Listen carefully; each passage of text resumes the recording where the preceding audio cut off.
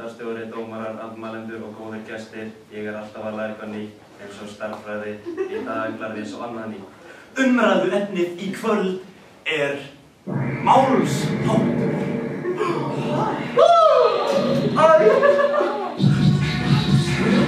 Þetta allt svo skrítið, en það einmitt málið. Þetta bara málsháttur. Þetta ekki algildur sannleikur, heldur þvert á móti. Þetta bara einhver setning sem hljómar vel, að það eru 2 S í þessu. Alveg svo það eru 2 S í þessu. Svo líka 2 S í sósa og simpansi.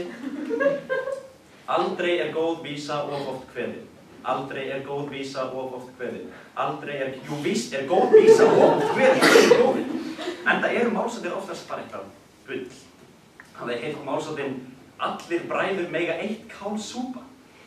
Hvað kúatippi það Og þá málsháttur kunni að hljóma vel, þá þeir ekkert óskeikur leiðarljósi gegnum lífið, óskeikur leiðarljósi gegnum lífið, óskeikur leiðarljósi gegnum lífið.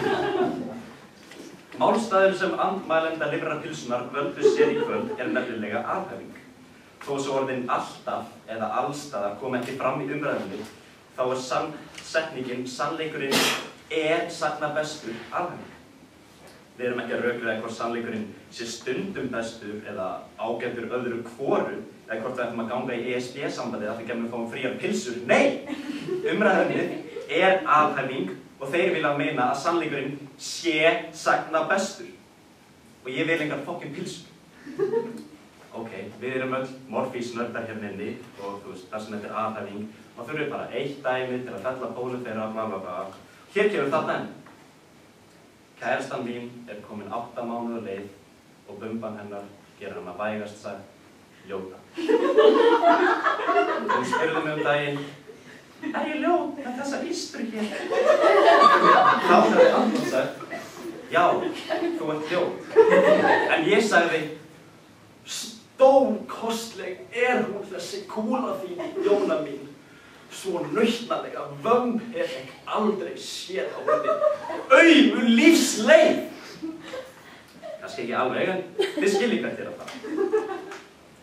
Kæru fundargestir, við synir húsbóndans veljum okkur nefnilega stað og stund til að segja sannleikann.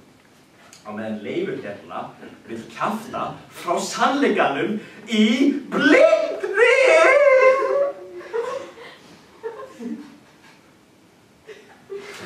Ha ha ha ha!